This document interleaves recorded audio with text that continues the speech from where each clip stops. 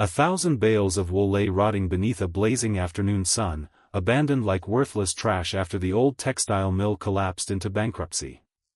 Trucks rolled through the dusty yard one final time, dumping mountain after mountain of fleece into an empty field while people shook their heads and laughed at the waste.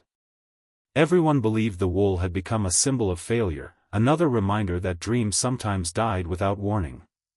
But standing quietly beyond the broken fence was a young black boy whose worn boots barely held together, whose family had already lost almost everything, and whose heart somehow saw possibility where everyone else saw ruin.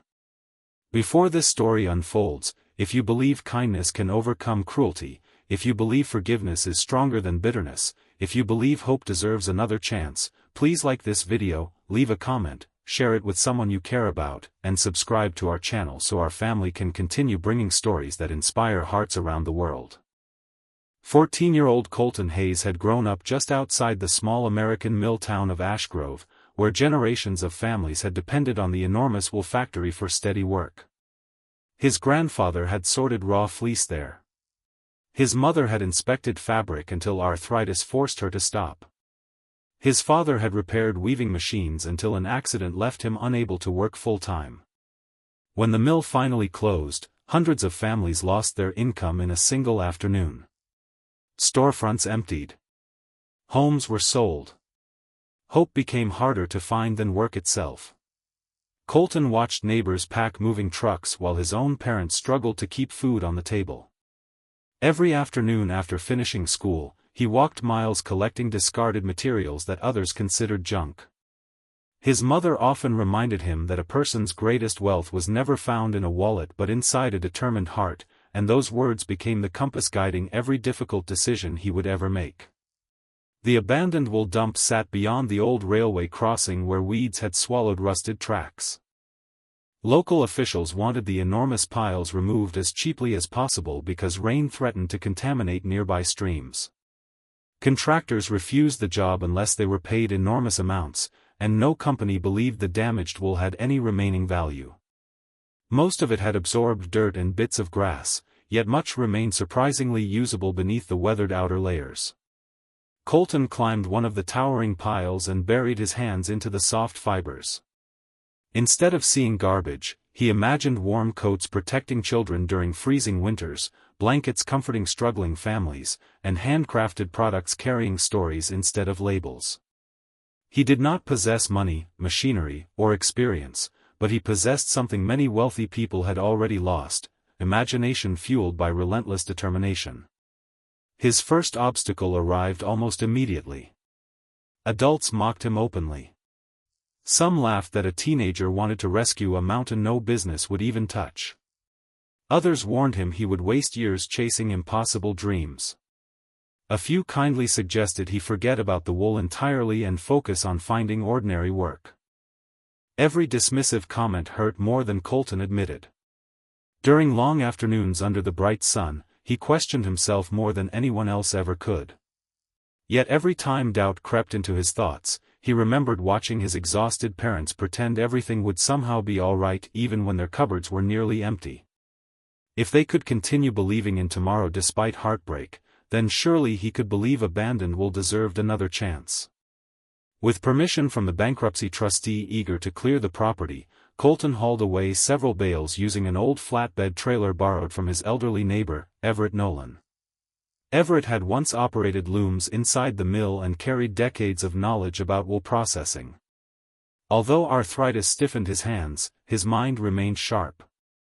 Instead of laughing, Everett quietly began teaching Colton everything he remembered.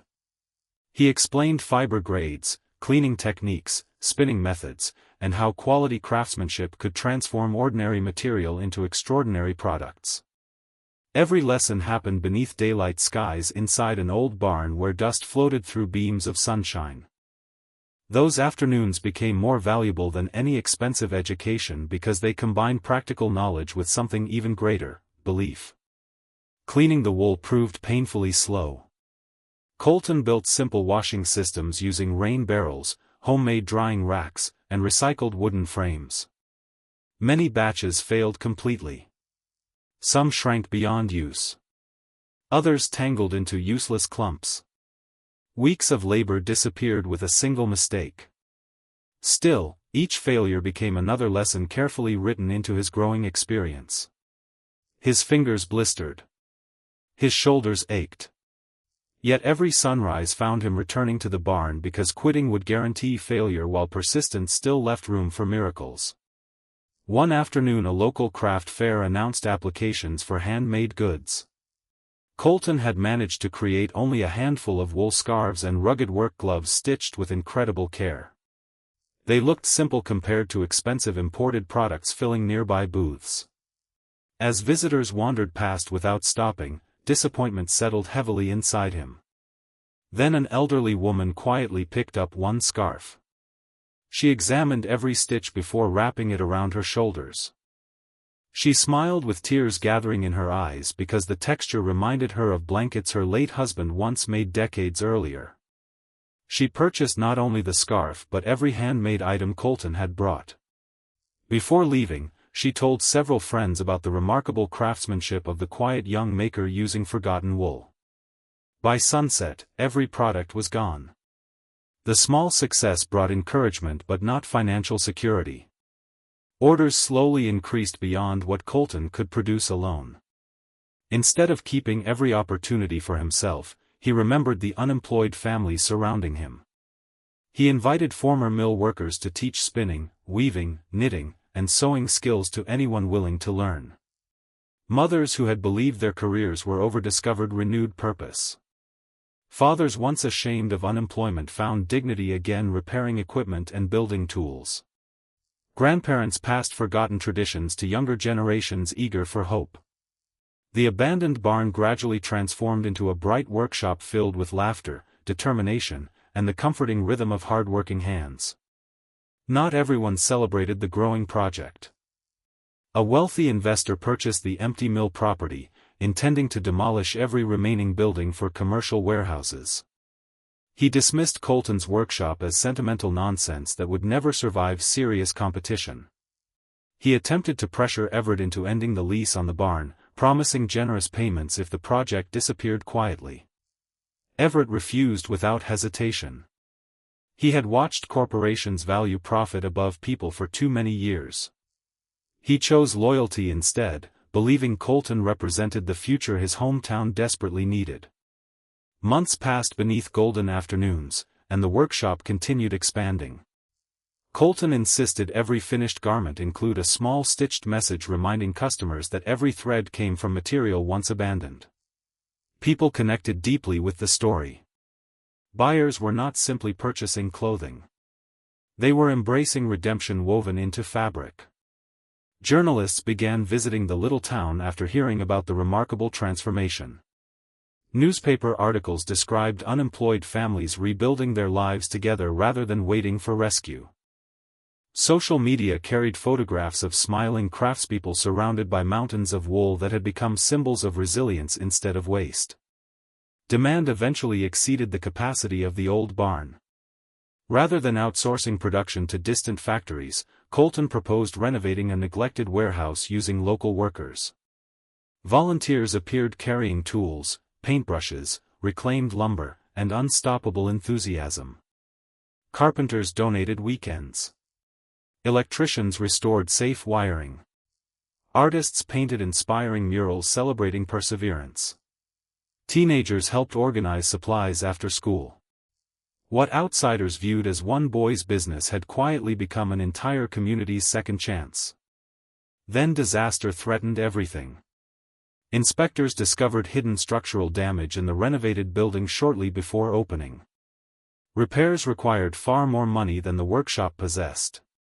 Some advisors urged Colton to accept the wealthy investor's buyout offer. Selling would erase every debt immediately. Exhausted families feared they had reached the end of another impossible dream. Colton spent an afternoon sitting alone beside the original wool field, now nearly empty after months of relentless work. He remembered the first day everyone laughed while trucks dumped what they believed was worthless. The wool had changed because someone believed in it. Perhaps people could change the same way. Instead of surrendering, Colton shared the truth openly with customers and supporters. He refused to hide the setback or exaggerate success. He explained exactly what had happened and promised every contribution would strengthen local jobs rather than executive bonuses. The honesty touched thousands. Orders poured in from across the country. Donations arrived from former residents who remembered growing up in Ash Grove. Fashion designers offered mentorship instead of competition. Universities invited Colton to speak about sustainable manufacturing and community leadership. The repair costs were covered not by a wealthy corporation but by countless ordinary people inspired by extraordinary integrity. The grand reopening took place beneath brilliant afternoon sunshine. Families who once feared losing everything gathered outside the restored workshop. Former mill workers stood proudly beside younger apprentices they had trained. Children ran across the grass wearing colorful wool jackets stitched from fibers once abandoned in the dump. Reporters expected a speech celebrating financial success, yet Colton focused on something entirely different. He reminded everyone that the true miracle had never been turning wool into fashion. The real miracle had been transforming despair into purpose, strangers into neighbors, and broken confidence into lasting hope. Over the following years, the small workshop evolved into one of the country's most admired ethical fashion companies. Designers from major cities traveled to Ash Grove seeking collaboration rather than acquisition. Every collection honored craftsmanship, sustainability, and human dignity. The company refused to discard usable material, creating accessories, blankets, hats, and bags from every remaining fiber. Thousands of former waste bales eventually disappeared, replaced by livelihoods supporting hundreds of families.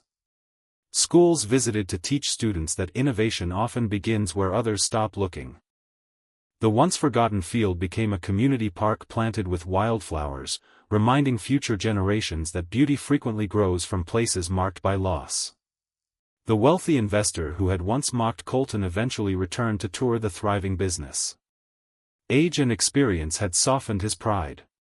He admitted he had judged the young entrepreneur only by appearances and apologized sincerely. Colton accepted the apology without bitterness because carrying resentment would have weighed more than any bale of wool ever could. Forgiveness completed the transformation in a way financial success never could. It proved that hearts, like abandoned materials, could be restored when given another opportunity. Everett Nolan lived long enough to witness the company employ grandchildren of many workers who had once feared leaving town forever. Before retiring completely, he quietly handed Colton the small brass identification badge he had worn during his first day at the old mill decades earlier. It no longer represented a factory that had failed.